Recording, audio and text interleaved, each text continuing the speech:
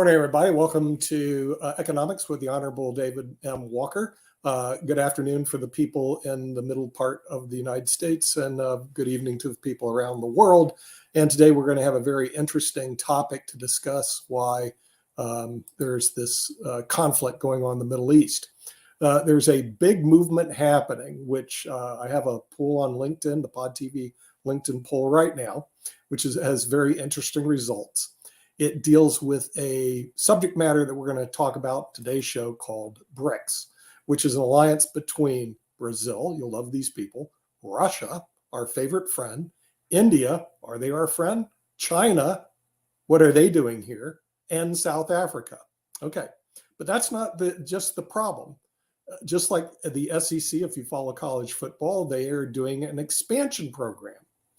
So Brics, which is an alliance, looks to be an alliance against the West, is adding more recruits. And here they are. How about adding Argentina to the team? Egypt, Ethiopia, Iran. Now, these are all our friends, right? Saudi Arabia and the United Arab Emirates. So it looks like this is expanding. According to the latest poll I have on the Pod TV, 51% say it's a problem, 39% or 30% or so say it isn't, and then 25% say, what is Brics? So we're here to let people know what Brics is. And with that, we're going to bring in the Honorable David M. Walker, the former Comptroller General of the United States. I'm sure you have some opinions since you introduced me to this grand old alliance called Brics. Should we be concerned about it, or should Americans put their heads in the sand on this one? Yes, I think we need to be concerned about it, but let's first talk about what it is and what it's evolving to be. Brics was formed 10 to 15 years ago, started out with Brazil, Russia, India, China, then South Africa joined, giving you the acronym Brics. But as you mentioned properly, Nick, that there's a number of countries that are set to join on January 1, 2024. Those are Iran, Saudi Arabia, UAE, Egypt, Ethiopia, and Argentina. Now, let's put this in perspective. Today, Brics represents 27% of the land mass on Earth, 42% of the Earth's population, and 33% of the GDP on a purchasing power parity, and 22% of oil production. But post bringing these new countries on, these new 6 countries on, Brics will represent 41% of global oil production. That's an angle you really have to look at. As we've talked about many times before, there are 4 things that really takes to be a superpower: economic, diplomatic, military, and cultural. Clearly, Brics is about economic. There's no question about it. And they could end up trying to leverage their impact on the oil market. They're also trying to move away from the dollar, and they're talking about creating a separate currency that would be gold-backed. And obviously, there's a lot they could do to make sure that you end up having to buy oil in that new currency. I don't think the United States is going to lose reserve currency status, but we are going to lose market share because of a number of things going on, including our own fiscal and monetary irresponsibility. From a diplomatic standpoint, most of these countries are allied. I might reinforce that India is the head of the non-aligned movement in the United Nations, which is 70 to 80 countries. From a military standpoint, it's not as much of an issue. It's really more economic and diplomatic. At the same point in time, as we've talked about before, Russia, China, Iran, and North Korea, among others, are aligned against the United States militarily. And we're seeing some of that manifested, not just in Ukraine, but in the Middle East right now. And this is really not about a cultural issue other than they don't like the dominance by the Western nations. And they're looking for an alternative to the dominance by the Western nations. So, yeah, this is a serious issue, in particular with regard to the amount of the energy market that they will control effective January 1. And I'm looking forward to hearing from others and having a healthy debate about this. And we're going to bring in the others, our panelists from around the United States and around the world. We'll bring in from the Mega Society member, Mr. Rick Rosner from Los Angeles has joined us. Up in the San Francisco area, we have Jim Eade, who's the head of the Eade Foundation. We're going to bring in Kim Calhoun, who's with the Pod TV network here in the Raleigh-Durham area.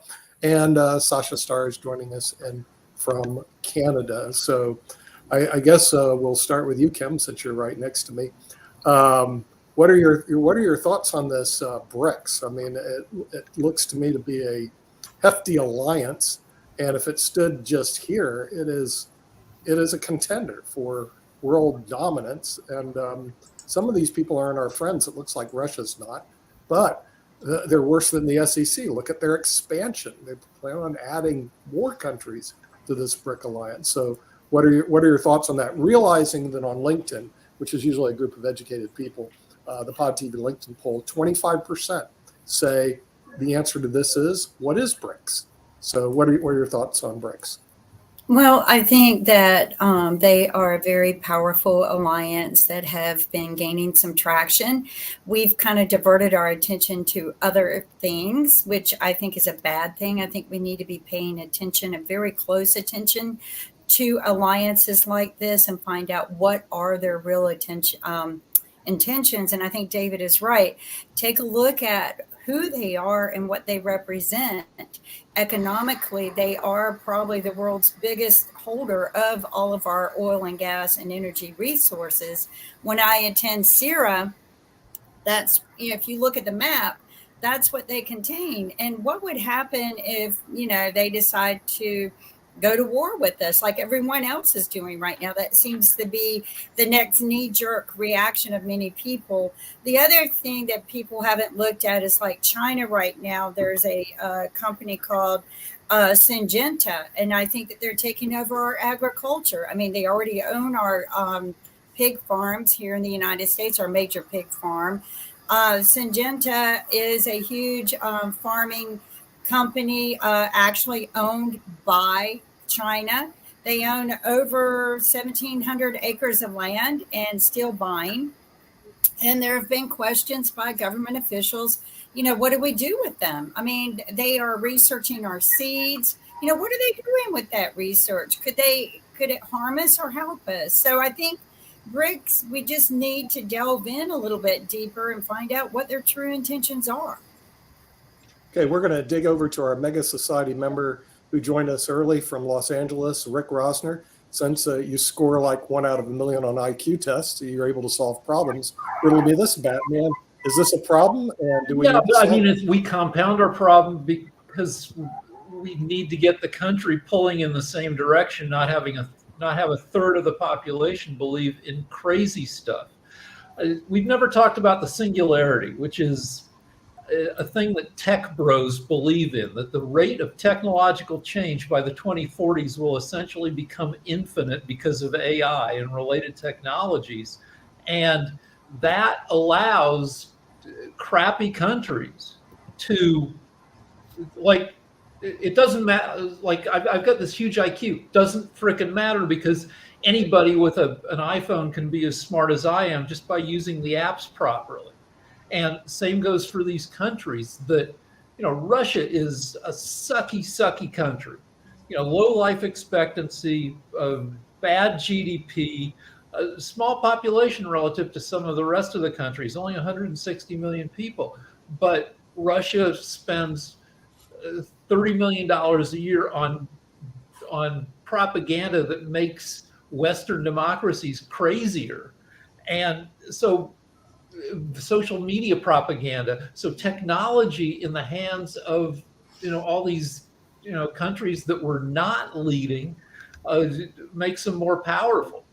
And this is a terrible time for America to be divided and have incompetent government. Mm-hmm. Yeah, and with that, we're going to San Francisco right now, speaking of the people in the tech sector, and talk to Mr. Jim Eade, who lives up there. And what are they saying about that in the Bay Area, about BRICS? Well, I think David set the stage correctly by saying this is an economic group consolidation. Much like OPEC was, much like the EU was, They're aligned for solving their common problems. And when you read what they wrote when they established BRIC before South Africa, it's for non-interference, equality, and mutual benefit. Now, what is so threatening about that? Why are we so threatened? It's because we're afraid of losing our dominance, our position of dominance in the world, and telling other countries what to do. What if we start thinking about cooperating and mutual benefit? Why is that something that's scary? Mutual benefit. Now, we talk about Russia and China as our enemies.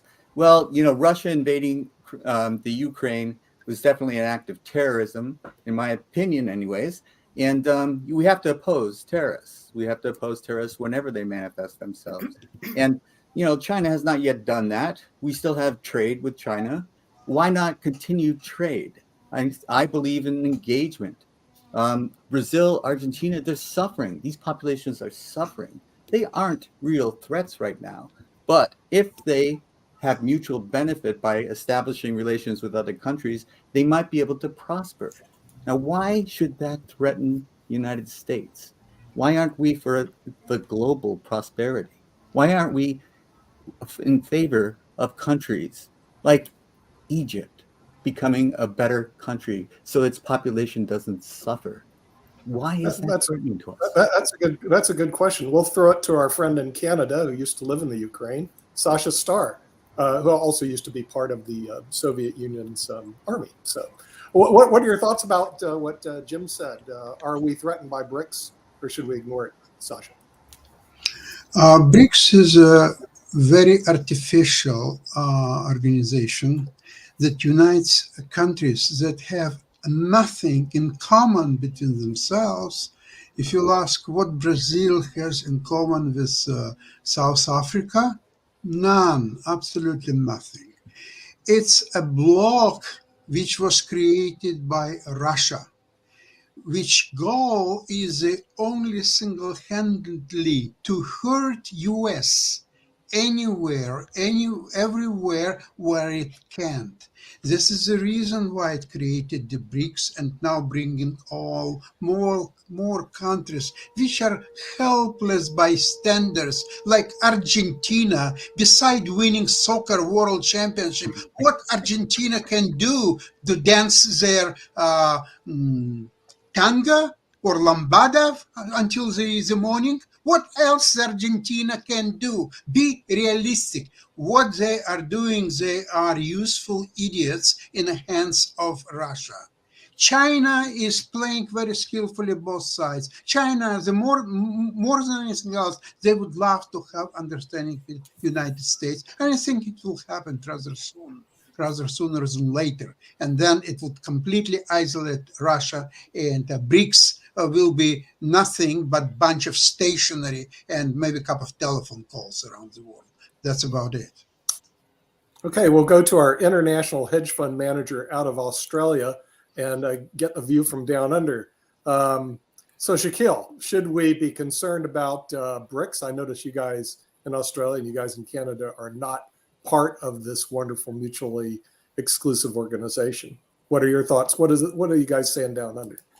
Well, before I answer that, because I actually want to respond directly to what Jim actually said, but I'm just going to quickly take a quick side note and just talk to Rick for a second. Rick, you said a few shows ago that you're Jewish. You're the only Jewish person that I'm aware of knowing who I haven't rung because I don't have your phone number. What happened out the front of the Sydney Opera House, which I know that you guys saw in the media, where there was a protest where they said, F the Jews, kill the Jews, gas the Jews. I don't know of a single Australian, I don't know of any Australian that supports that. As you know, half of my family are Muslim. None of my family support that. What's just happened is an absolute disgrace. What's happened is in Israel, and the support for it in Western countries blows my mind. I don't understand it. It is an absolute disgrace, and my heart goes out to you and the other 15 million Jewish people in the world. Thank you. It's absolutely horrific. And please don't think that Australia or the Muslim community are supporting this, because they're not. As to Jim's comments, I think it's a really interesting position because, when you've got 30% of the world's economy under sanction or embargo at the moment, what do you do? What do you expect the countries to do?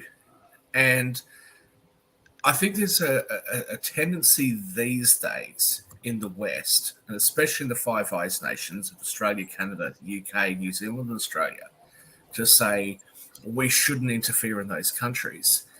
And I hate to say this because I'm so anti-war. Maybe I should have been born in the 60s, be one of those hippies, right? I'm so anti-war. But I think we have to stand for what we stand for. Human rights has to be at the core of what we believe in and what we stand for. And the question is, when we see a human rights abuse, when we see something that we don't approve of, that we have agreed with internationally through the UN Declaration of Human Rights, through other United Nations things, when we say that we stand for liberal democracy, are we going to fight for it? And are we prepared to spend our money and even sometimes our lives to fight, or our children's lives, to fight for the freedom of others? I think we have to. And our reluctance to do that and to rely only on diplomacy, I think, is coming up short. And one of the reasons it's coming up short is because we're prepared to back it with military action. So, yeah, there's a lot of problems in the world. I think we need to start stepping up and saying, not on my watch. You will not do these inhumane things to other people on our watch. For the United States, geographically close to where you are, what's happening in the Southern American countries is terrible. I mean, Mexico has a bad reputation, but look at what's going on in all the other countries south of your border. The drug cartels, criminal cartels running the place. Do we just stand for that? Or do we just sit there and say, you know what, those people who want to get out of there, come to our country and we'll bring you into our country and incorporate you into our country, but we won't do anything about what's happening back in your country. No, I think that's wrong. We really have to start standing up and saying this is unacceptable and we will not tolerate it. And I know, Dave Walker, I know that puts an extra cost on the United States, but it's not a cost that should be borne by the United States alone. Just like when the United States supports the defense of Europe, the European countries should be financially contributing to that support. They absolutely should be. But unfortunately, the whole world has just relied on the United States. The United States has gotten jack of it and said, hey, look, we want to put our kids through college. We want to have what you have, Europe. We want to have healthcare. We want to be able to provide social services to our people. We're spending all of our money protecting you guys, and you guys are fraternizing with the enemy. Right? That's absolutely fair enough, but the sanctions and the embargoes aren't working.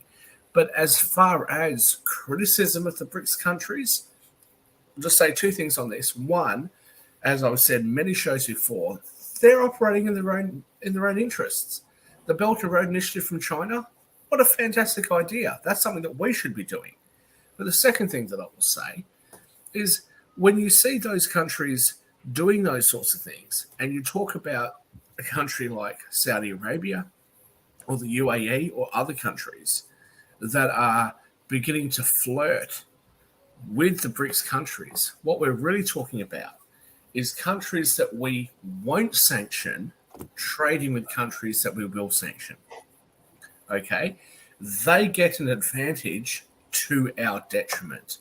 And just last point, Jim, you talked about free trade. As you know, as the evil capitalist that I am, I absolutely, the libertarian, Milton Friedmanite capitalist that I am, I absolutely support free trade. However, I have long said that one of my criticisms of Milton Friedman's theory is if we live in the West and we have union rules that support a particular level of wages and conditions for our workers, and then we allow foreign companies not to abide by those conditions and to undercut us, not just because labor is cheaper, but because they're breaking those rules, we are putting ourselves at disadvantage.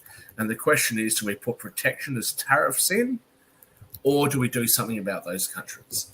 that is an issue that we need to deal with. But the bottom line is that we cannot allow other countries to not abide by the same playing rules that the rest of us have and then get an advantage over us because of it. Yes, David. Well, first, let me say, Shaquille, I like your shirt very much. Okay, and It's a new one. You It's a had, new you, one. had, you had a lot of provocative comments there. Several comments. One, having been chairman of the Audit Committee of the United Nations and being able to see the UN at work for 5 years firsthand, it is run by a bunch of diplomats. And the current arrangement for the Security Council is such that you can't expect the UN to do very much on things that really matter. In particular, in the case of Israel, there's strong anti-Israeli sentiments against the state of Israel in the UN. And the U.S. obviously is very much allied with Israel. But many of the other countries that are part of the UN are not. Plus, with every Security Council member being able to veto any particular action that's proposed, which includes Russia and China, then to the extent that things are happening in places like Ukraine or Israel or whatever else, the UN is further neutered. Thirdly, the UN has no army. It does have peacekeeping forces, but the way the peacekeeping forces work is countries will end up lending, for pay, I might add, they get paid, some of their military forces to the UN. They'll wear UN helmets or whatever, but, those are peacekeeping forces. In addition, I totally agree with you that the U.S., as the so-called leader of the West, quote unquote, okay, has an obligation to be able to intervene in appropriate circumstances in order to protect, in order to protect our national security, our allies' national security, and to fight autocracy and other things that are going on that hurt everybody. But the problem is that we tend to do way more than our fair share. In addition, let's take Ukraine as an example. I'm all for helping Ukraine, but we've done way more than our fair share. And now Biden's asking for $60 billion more for Ukraine, without having an end game as to where this thing's going to end.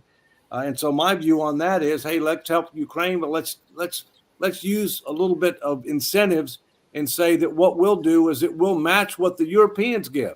So you get on the Europeans to get off their keister and start doing a lot more, including countries like France, who talks a lot but doesn't do much. Okay, Italy, Germany's finally started stepping up. Oh, by the way, France is interested in being in participating in Brics. France is interested in participating in Brics. All right. Why not? Well, they're French. What are you expecting? I understand. They want to have a big role, but it's a wanna. So the other thing is that there are a lot of things that are going on in the world right now where the U.S. doesn't have a treaty obligation. There's no treaty with Ukraine. Some senator on TV this morning, who I will not name to protect the guilty, said that we had a treaty with Ukraine. No, we don't.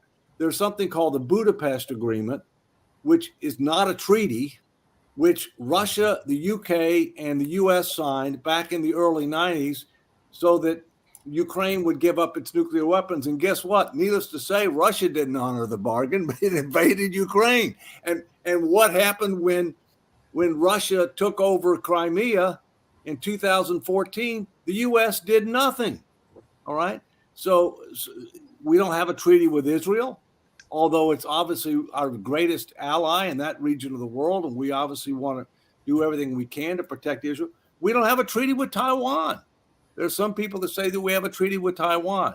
So I totally agree that BRICS is primarily about two things.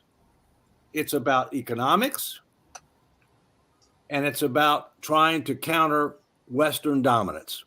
It's about those two things. But some of the members of BRICS want to do more than that. They want to counter the U.S. Economically, diplomatically, militarily, and culturally. And those are the ones that we need to be more concerned about. But I come back to where I started. When you control 41% of the world's oil production, that's where you got to look and say, what's the intent here? David, sorry, Rick, can I just very quickly, sorry, I know you had your hand up, can I just very quickly say something? David, I absolutely agree with you on everything that you said about America brunting the financial cost. As a British citizen, a former European before we left, I totally agree with you. I think that's totally unfair. And I've always said that, and that's why I have such a love for the United States. And I don't understand, even upon Australians, why people have such a negative view towards America. Oh, America went over here and America went over there. But just as a quick side note, I just want to let you know that Kimberly Calhoun joined us last weekend on Saturday, where we had a referendum in Australia. We also had the New Zealand election. And I just like you to know that if you do Google your own name and see what your results are, and you happen to have a big increase in people Googling you from Australia and New Zealand, it's because of us, because we mentioned you very many times on the show. And we talked about no labels, and we talked about how great it would be if we actually had some no labels and some people of your caliber in our country or in our countries. So just in case you're wondering why there's been an increase in interest from Australia and New Zealand, that's the reason why on our election show. Yep. Rick Rausner. All right. So a lot of these countries are entrepreneurial dictatorships where the deal with their citizens is, you keep your nose clean, you shut up and you work, and we'll make you rich and you'll have a pretty decent life. But if you start agitating, we will smash you. And the NATO countries are all kind of pro-liberty and democracy. And so that's thing one. Thing two is the U.S. still has a bunch of habits, both good and bad, that stem from us owning the world after World War II. The rest of the world was in ruins, and the U.S. had some huge percentage of the world's manufacturing capacity. And we've been spoiled by our position of dominance and haven't come to terms, really how to buckle down and compete. And China just has to be patient. It reminds me of China reminds me of a supermodel who goes on a talk show and says, in middle school, I was geeky. They called me Skeletor. China is like that girl who in 9th grade is 6 feet tall and 105 pounds and no boobs. And it'll probably work out for that girl because she'll turn into a supermodel. China just has to wait, and they'll get most of what they want because they're technologically proficient, and they have 1.4 billion people under this dictatorship that gets them all kind of pushing for dominance. Rick, Well, when and they you have a when you say plan. that the United States has exerted this dominance, has the United States just exerted it, or has it earned it? If we totally discount the military action of the United States in Europe, and we just talk about it from financial aspects, has the United States borrowed money and then invested that money in other countries around the world to support them? Why shouldn't the United States be in this powerful position, and why shouldn't the United States and its citizens reap the benefits of that? I'm an American, but I feel like I'm more patriotic about America's interests than most Americans. We need to figure out how to continue to dominate, and we've lost some of that. Yes, you should, because as the leader of the Western world and as the leader of the movement and the human heart's greatest desire of freedom, as the leader of those that push the ideals of liberal democracy, the United States, who doesn't act unilaterally, the United States acts with the support of every other liberal democracy on earth, especially the Five Eyes countries. Yes, you absolutely should demand that other countries acquiesce to the things that we tell them that they should be doing. Can I jump in here? And then first, Go, man. China has something that we don't have. They Corruption. have a plan. They have a plan, and they're patient. But let me come back to what Shaquille said. The United States has intervened in European wars twice in the last 120 years and made the difference in both of those wars. At the end of World War II, the U.S. was 50% of global GDP. It had 70% plus of global manufacturing capability. We were it. But what did we do after World War II? We invested in Europe. We invested in Japan. We even invested in the countries that were our enemies during World War II in order to help them recover from the war, in order to promote economic development and opportunity. But what's happened is the United States has not recognized the reality that it's a new day today. Now we're about 24% of global GDP, so less than half. And that's on nominal dollars, not on purchasing power parity. China's already passed us on purchasing power parity. India is going to pass China by 2050, okay, in all likelihood. And so we are the leader, Shaquille, but leader doesn't mean that you get to dominate. And today we need alliances more than ever, because we have a number of challenges domestically that we've got to come to grips with, including the fact that our finances are stretched. And so, yes, we need to be recognized for what we've done, but we need to be able to also recognize the reality that today is not the same as World War II. We need a plan. We need alliances. We need to start executing, and we need to quit living for today and start helping to create a better tomorrow. And I'll leave it. With due respect, Dave, why should we Shaquille, dominate? come on. We've got other people with hands up. Come on. Yeah, let's go to our I've had alliance. my hand up for a while. Nick, you ought to moderate. We'll do I that. realize that this is economic show. However, while we are discussing BRICS, and there are a lot of economics as well as other factors, I would like to remind everybody that in 90s, there were approximately the same time 2 books were published. One of Fukuyama, The End of History, and another one by Huntington, The Clash of Civilizations. Now, obviously, Fukuyama book is now being basically decimated on all fronts. All his ideas of globalism and no need of governments, all this happy large village where everybody loves each other and lives together with other in happiness. That's all being absolutely destroyed. Let's talk about Huntington, Clash of Civilization. That is becoming more and more a reality as we're moving further along. Now, it's almost 30 years since the book was published. Remember that G7 countries, these are all part of the Western civilization. All the BRICS and all these new countries, what they want to join BRICS, they are all parts of different civilizations, not European, Western, European, US civilization.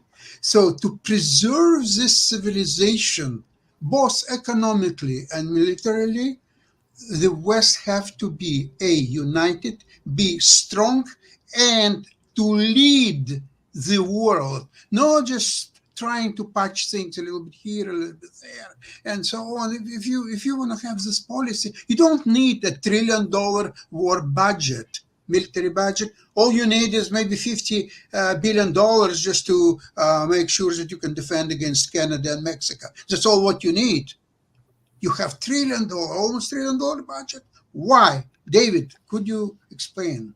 We do, because we have a disproportionate responsibility for global security, okay? But I will also tell you that there's a lot of money can be saved in our Pentagon budget. There's no doubt about that. It's a bloated bureaucracy, but Jim's had his... Jimmy, you're up, and then Jacoby. Thank you very much. This is an economic discussion, And the military things, and I'll go back to the founding principles: non-interference, equality, mutual benefit. Now, why don't we have a global society? Why is it just Brics that's founded to do this? And I think the United States, France, everybody should be thinking about, why don't we join? Because non-interference, equality, and mutual benefit is in the world's best interest. And what we have to do is stop thinking about the past and how we may have come to the rescue of other countries and live in the present, where India is becoming this superpower. China is a superpower. And as David pointed out, in following World War II, we remade Japan and Germany. They became very viable economic forces in the world. So today's enemy can be tomorrow's friend, tomorrow's trading partner. If we look at this, just a moment, if we look at this as an economic interest and trade with each other and keep each other honest in these trade discussions, and it gets very complicated in how you do that, but this is in our best interest as a country, as a people. And when we start working on a global economy, we have to also incorporate a global community. And we're just starting to talk about this and think about this. We're a long ways from it.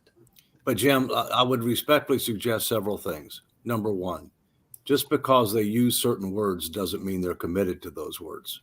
It's like politicians. Okay, they'll say one thing, but you know how you can tell when a politician's not telling the truth? He's moving flips. Okay.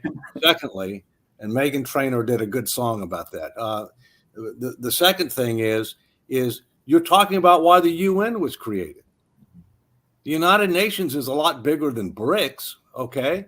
And so the UN was supposed to try to be able to help promote world peace, promote economic development and opportunity, fight poverty, help to be able to eradicate certain diseases. I mean, that's what the UN's all about.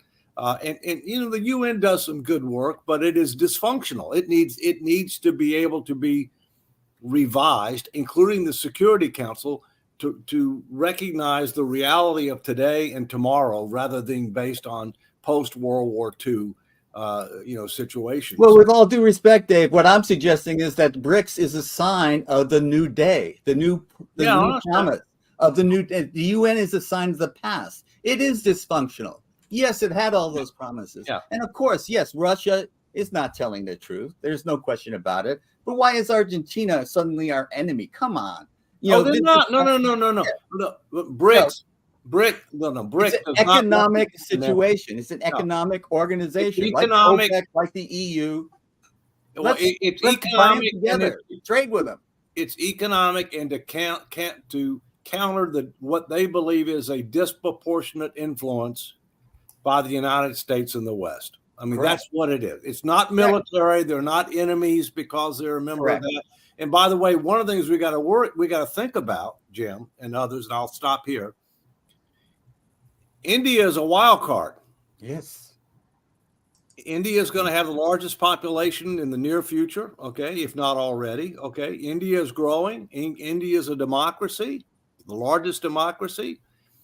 India is not going to ally with China militarily, okay. It's wanting to create its own influence, but India plays it both ways.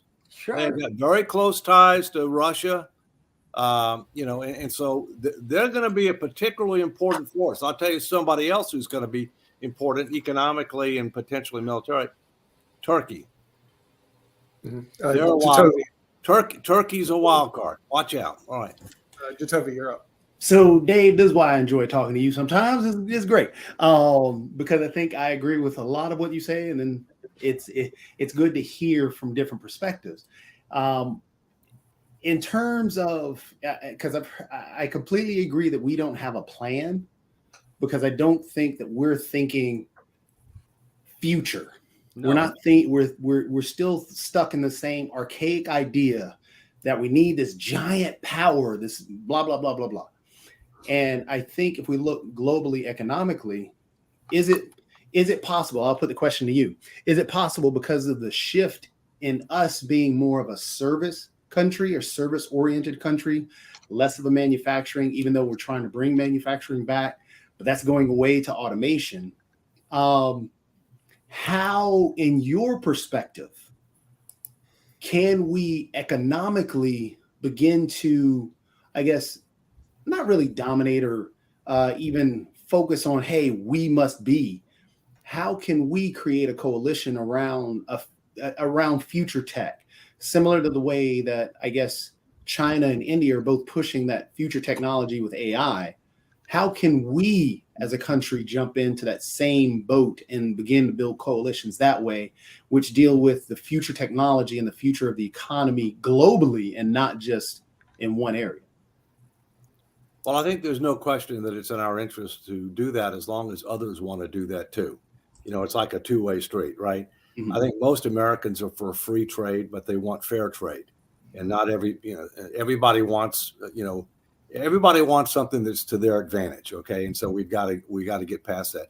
The other thing that we're going to have to do in the United States that we have a real problem with is our K through 12 education system is in serious trouble. I mean, if we're talking about wanting to compete in the future, we need to re-engineer our K through 12 education system. We also need to fundamentally reform our immigration system to recognize the new realities that we're in a global economic Olympics and that we have to compete. But I'll come back to what I said before. I think, the U.S. is a powerful country. It's an important country. It's a leader of the free world. But we need to have a plan. We need to have more partnerships. We need to try to get past this as we versus they, like the newest thing, the axis of evil. Okay. That's the new axis of evil, I don't think it's inevitable that we're going to have another World War III. I sure as hell don't want one, but we need to start focusing more on the future rather than the past. Yeah. Rick Preston. So the U.S. needs competent politicians. Our current political environment lets too many scuzzballs, idiots get elected. Now, don't pat it. Don't pat it. Tell me exactly what you think. Yeah. Also, Don't hold back. like we need to counter 1/3 of the population being like swimming in nonsense, right-wing punditry, like the Alex Jones and Tucker Carlson and Hannity. Those people all make $30 million and more a year, like spewing bullshit at the gullible. And it means we're anti-science and anti-public education at a time when it's more critical than ever that we be pro-science and education. Well, I think you got to be a little careful, Rick. There are wingnuts on both sides. Sure. And there's a disproportionate number of wingnuts in Congress. And in the Republican Party in Congress. So let me. That's fair to say, Dave. I'm an independent, so I'm an equal opportunity. I'm an independent speaker. I think Right. So gerrymandering. Well, I'm very independent. Let's get back to economics. Yeah, Republicans in the old I wanna days, when ask they weren't crazy A like that. very bizarre question. I want to ask a very bizarre question. I'm just very curious as to why we're not invited to Brics. Is it because our acronym will throw their name off? I mean, why are we not getting involved with uniting with them to see what's really going on? Why have we been separated? Why aren't we either invited or butting our nose in and saying, hey, let us join? Why? Because U.S. has to pay an entry fee of $5 trillion, and then it would be allowed to join. Yes. Sasha, don't tell them that. They'll end up passing They'll ask for legislation it. and they'll borrow another $5 trillion to do it. No, I just want to come back just a little bit, but very quickly to Jimmy and to Rick. Look, you guys are Californian. We know that you secretly have a crush on that Southern Belle, Marjorie Taylor. Oh, you caught me.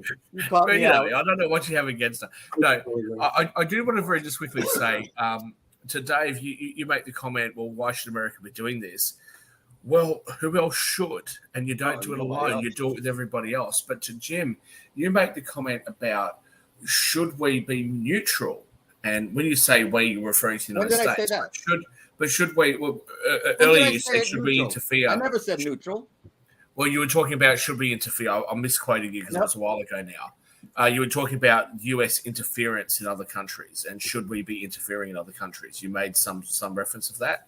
I have no idea what you're talking about. Please don't assign motives and words to me that I. Well, as I said, it was a while ago, so I may be misquoting you, and I apologize. I never advocated for neutrality. Okay. Well, I again, for the fourth time, I apologize if I'm misquoting you. But the position that many Americans have that they shouldn't interfere in the domestic arrangements of other countries, I don't agree with that. Because I think that the United States should do that for the same reasons outlined earlier. Domestically, we interfere when we see women, for example, being abused, or when we see children being abused. When we see that happening in third world countries and developing countries, we should get involved. And we get criticized for it. And we get told, oh, we're colonizing. Or we get told that we're, interfering in domestic affairs, or we're pushing our morality on other countries. Yeah, because that's what we all internationally agreed on. And that's exactly what we should be doing, in my opinion. And I know that sounds harsh, and I know that is something, and again, Jim, I'm sorry if I'm attributing those comments to you, but I think that's what we should be doing, actually, in the West. And it's not particularly a popular opinion right now, but I think that we should stand for what we believe in. I know the reasons. There's nothing wrong with leading by example. No one's ever said anything about that. Lead by example. I think it's more than just leading by example, actually. I think that we need to interfere with the affairs of other countries when they're doing things that we don't approve of. And let me just invade Iraq because of their. Come on, Shaquille, you're not making sense now. We don't invade other countries to make them treat women better. Absolutely, we should.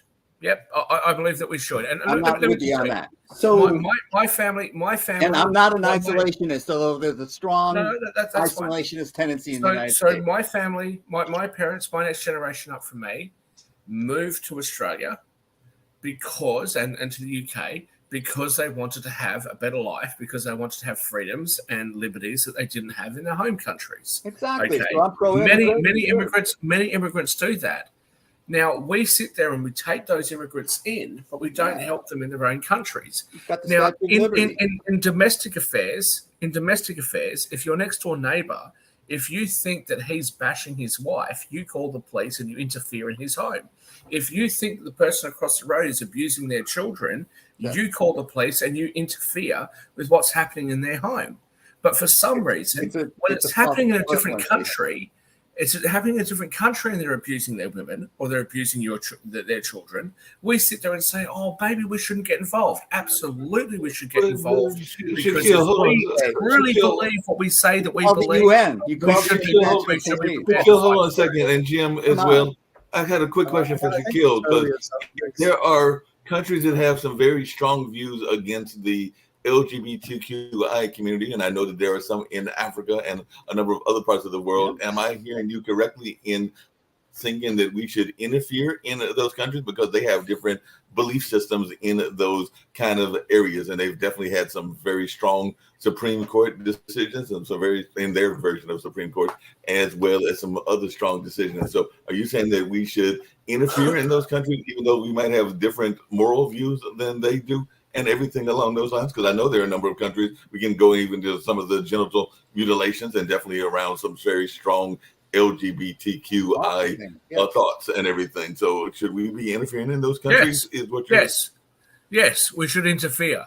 Yes, we should interfere when it comes to genital mutilation of babies. Yes, we should interfere when it comes to LGBTQ community members having atrocities pushed against them. Absolutely. What we shouldn't interfere on is what the right amount of the GDP should be spent on healthcare or education, or what the right amount of taxes should be. We should interfere on those issues. But when we're talking about human rights issues, absolutely we should interfere.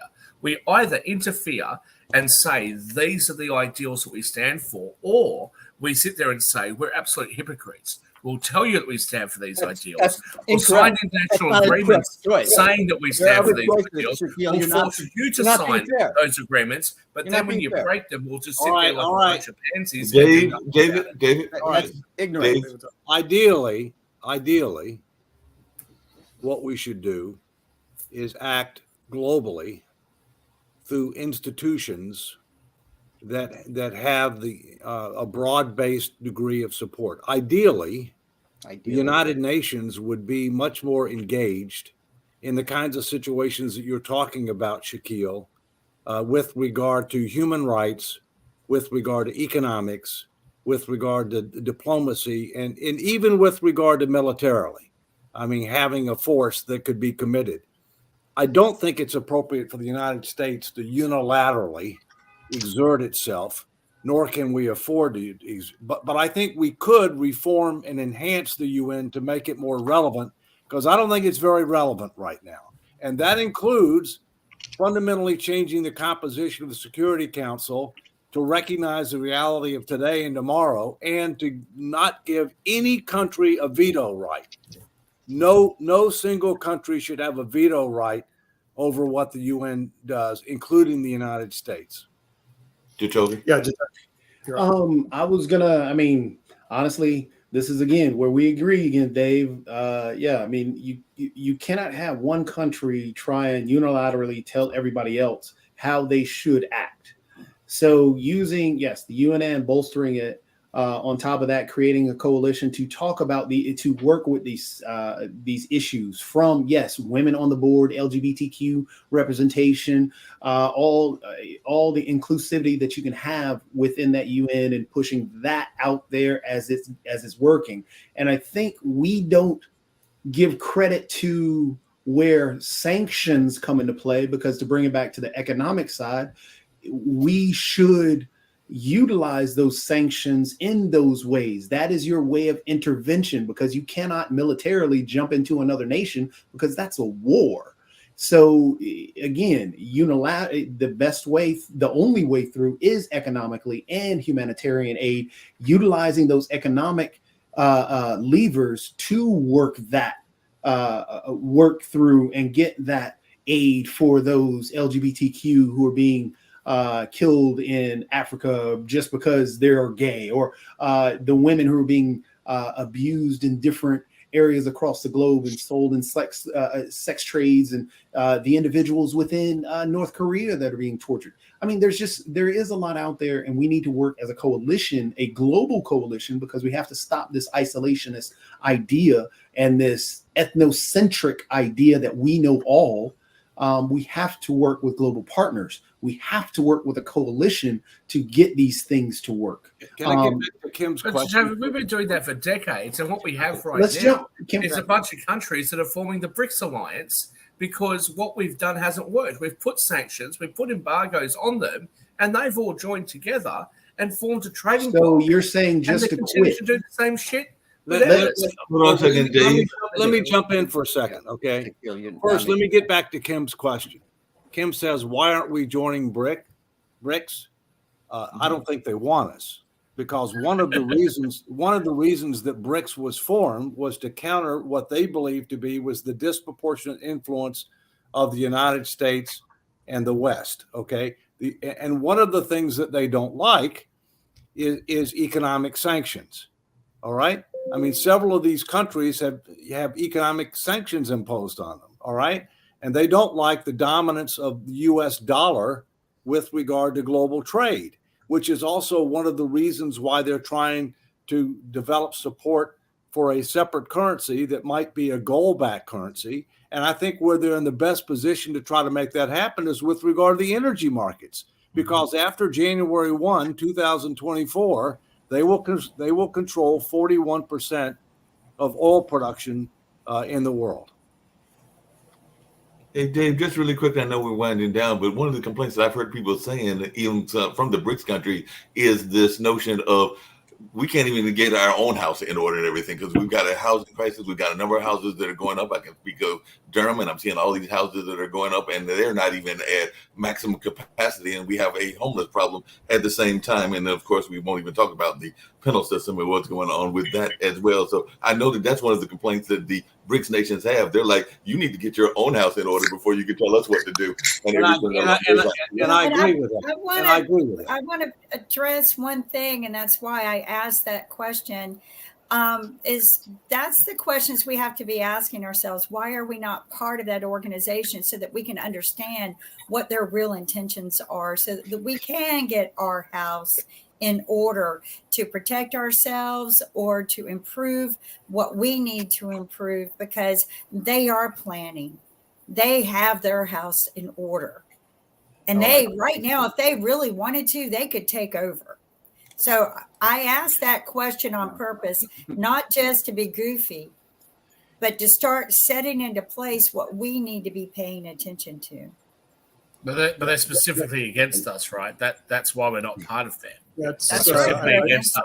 We sanctioned them and embargoed them. Sorry, Rick.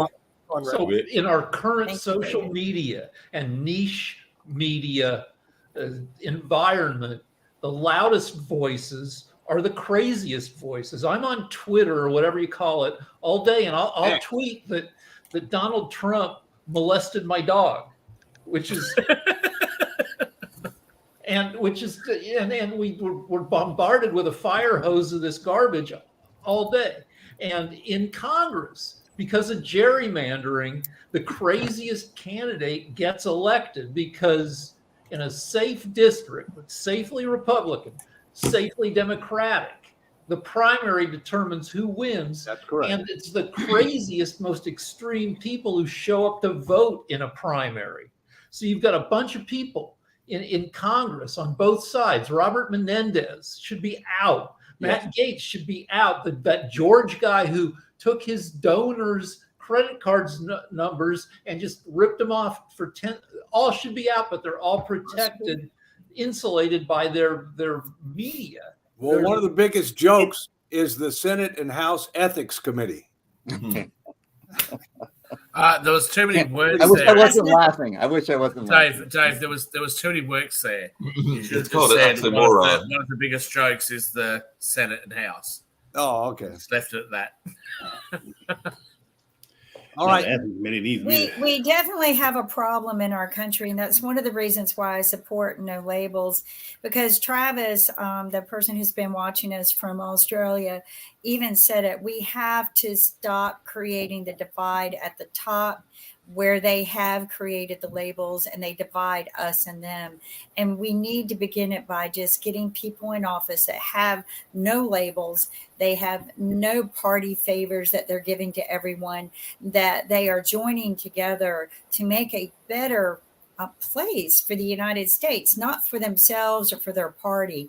And I think that was a true show for us when they got rid of our House Speaker, because he wasn't for his party.